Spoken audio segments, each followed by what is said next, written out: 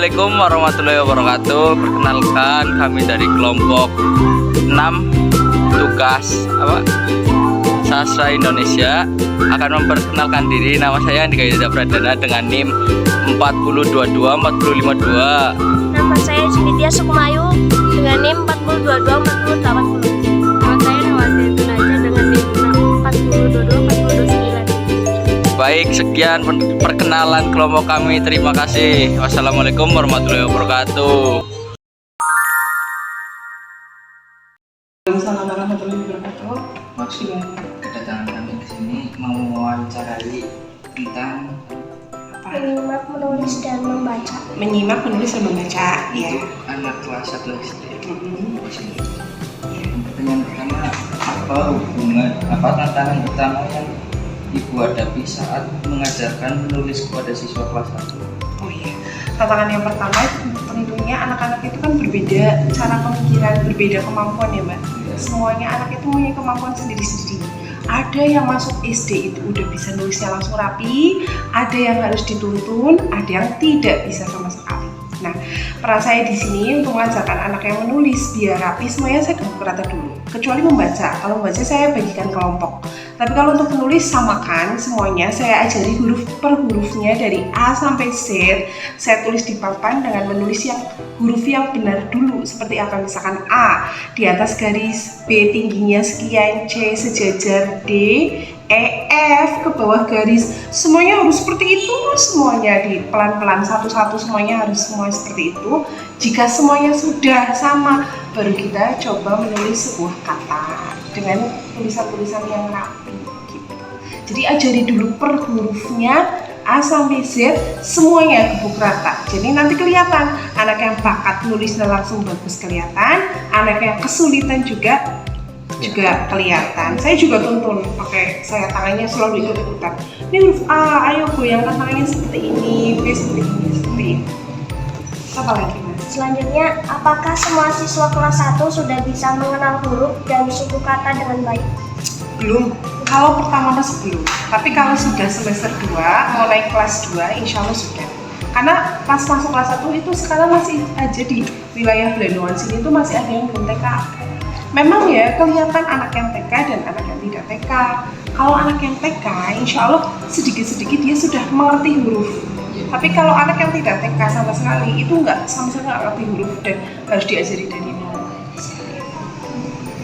Terus pertanyaan yang terakhir, Ya, apakah siswa kelas 1 bisa menyimak cerita atau penjelasan guru dengan baik? Iya. Kita lihat dari psikologi anaknya. Anak-anak kelas 1 itu lebih menyukai gerakan atau pola kelihatan langsung lah, real, praktek real. Anak-anak itu jika kita sajikan dengan bentuk ucapan, anak-anak sebenarnya dia belum memahami karena kemampuan berpikirnya masih dasar. Tapi kalau kita kasih contoh, tadi pertanyaannya apa Mas? Menyukai apa? Apakah siswa kelas 1 bisa menyimak cerita? Nah, menyimak. Penjelasan? Kita gunakan alat peraga di sini. Iya. Saya punya salon kecil. Iya. Saya bawa ke kelas. Kalau misalkan pelajaran menyanyi, saya putarkan di situ. Dan di sekolah juga ada fasilitas LCD proyektor, di mana kita bisa tampilkan gambar-gambar ke anak. Tapi anak kelas 1 kan masih ya kan, kita harus hati-hati gitu. Dan saya juga kadang-kadang pakai gambar langsung ini. Kadang pas saya bingung nggak ada alat peraga apa, saya pakai HP. Saya kasih lihat, ini loh, ini hewan yang guru tadi ceritakan seperti ini, hewan berkaki 2 gitu. Anak-anak terima. Tapi kalau kita cuma ngomong, toh nggak ada buktinya, anak-anak itu pasti bingung, celingak bukan nggak suka, tapi bingung apa sih maksudnya guru ngomong apa sih kayak gitu kan? Iya. Seperti itu. Jelasnya anak-anak suka kalau kita menggunakan media yang tepat. Seperti itu. Sudah Bu, cukup. Terima Cukup kasih. ya. Oke, sama-sama. Iya. Pertanyaannya, apa saja tantangan yang biasanya dihadapi siswa dalam menyimak cerita atau penjelasan yang diberikan solusinya? Kalau tantangan kan saya di kelas 2 ya. Kelas 2 itu masih gimana ya, ribut kayak gitu ya. Kalau kelas 2 tuh masih belum bisa terlalu fokus. Jadi kadang ada ice breaking dulu, misalkan misalkan ada tepuk-tepukan juga biar anak-anaknya bisa memperhatikan seperti itu. Yang kedua, bagaimana ibu menilai perkembangan kemampuan membaca siswa? Kalau perkembangan membaca siswa, saya ada buku khusus dari tingkat 1 sampai tingkat 5. Nah, anak disuruh membaca dari yang tingkat 1 dulu. Kalau misalkan sudah bisa, nanti bisa lanjut ke tingkat selanjutnya. Seperti itu. Yang terakhir, bagaimana sih pendekatan yang ibu gunakan untuk mengajarkan keterampilan menulis dasar kepada siswa kelas 10? Cara mengajarkan menulis ya. Nah, di papan tulis ditulis dulu dari huruf A. Nah, kalau udah bisa nanti lanjut ke B sampai ke Z kayak gitu. Anak-anak disuruh menulis di papan tulis bisa. Misalkan udah bosan tuh di buku tulis bisa tulis di papan tulis kayak gitu. Baik, terima kasih Bu. Izinkan kami mewawancari ibu tentang membaca, menulis, dan menyimak di kelas 3.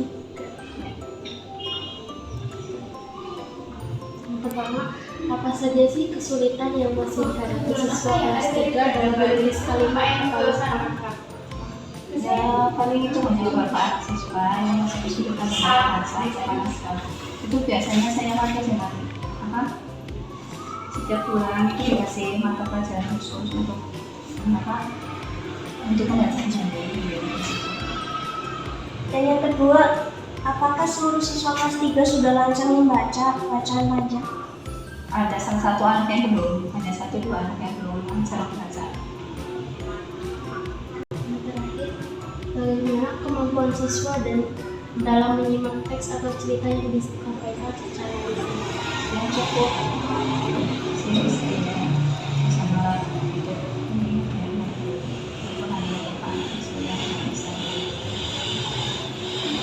Ibu, terima kasih.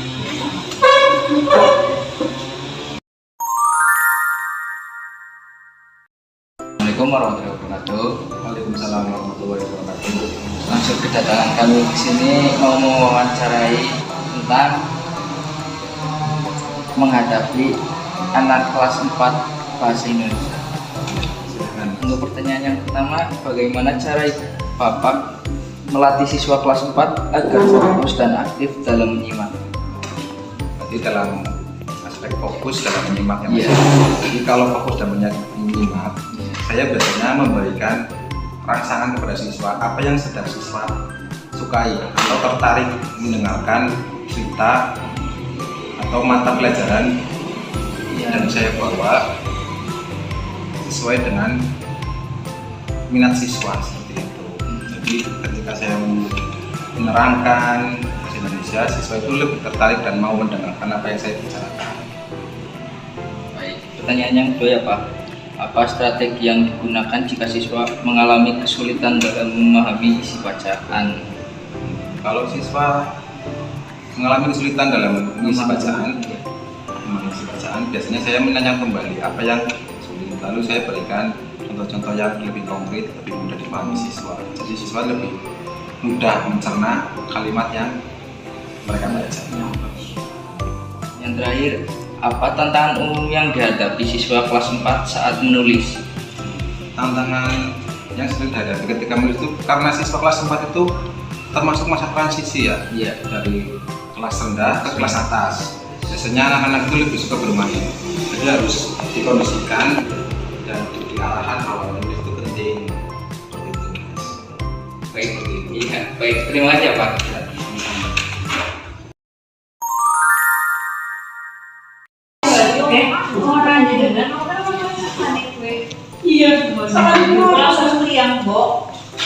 Bagaimana sih media atau metode apa yang paling efektif digunakan untuk menyimak di kelas 6? Media yang paling efektif di kelas 6 ya anak diberi ini ya, diberi bacaan, kemudian anak suruh menyimak. Setelah itu anak bisa meresum dari apa yang sudah dikasih sama gurunya. Terus bagaimana sih cara ibu mengembangkan kemampuan membaca pemahaman siswa agar mereka siap menghadapi ujian? anak-anak kalau sudah dikembangkan untuk minat bacanya tinggi, ya diberi bacaan yang menarik, berarti sesuai dengan apa yang lagi viral sekarang misalnya. Itu anak-anak ada rasa greget untuk membaca. Apa jenis teks tulis yang paling sering dilatihkan kepada siswa kelas 6? Misalnya kayak cerpen atau teks eksposisi atau Ya, apa? itu paling anak kelas 6 cerpen yang paling sering. Terus tantangan apa sih Bu yang sering terjadi di kelas ini? Tantangannya karena siswa itu sekarang jarang literasi ya, jadi anak-anak itu kosakatanya kurang, sehingga anak-anak itu kalau suruh membuat cerpen atau apa itu bahasanya kurang leluasa ya, kurang banyak, terus banyak juga kosakata yang anak-anak pada tidak tahu, sehingga ini artinya apa, padahal artinya apa, ekspor itu apa. Jadi anak-anak itu kurang literasi, budaya literasinya kurang, sehingga mungkin kebanyakan main game ya sekarang ya. Jadi anak-anak budaya literasinya sedikit, bahkan tidak berminat ya untuk membaca, sehingga yaitu kurang memahami makna arti dari setiap kata-kata yang, apalagi makna asing, kata-kata yang asing. Sama apa solusinya? Solusinya yaitu ya, karena sekolah itu sebenarnya kan sumbernya, maksudnya anak itu belajar tidak hanya di sekolah, anak itu belajar juga di rumah, sehingga anak-anak ya kalau misalnya untuk mengembangkan seperti itu, mestinya di rumah itu ya rajin membaca, sehingga wawasannya luas gitu, untuk menambah wawasan. Tidak hanya di sekolah, maksudnya membaca tidak hanya di sekolah pas saat ketika pelajaran, tapi di rumah juga. Iya, sama-sama. Sekian perkenalan kelompok kami. Terima kasih. Wassalamualaikum warahmatullahi wabarakatuh.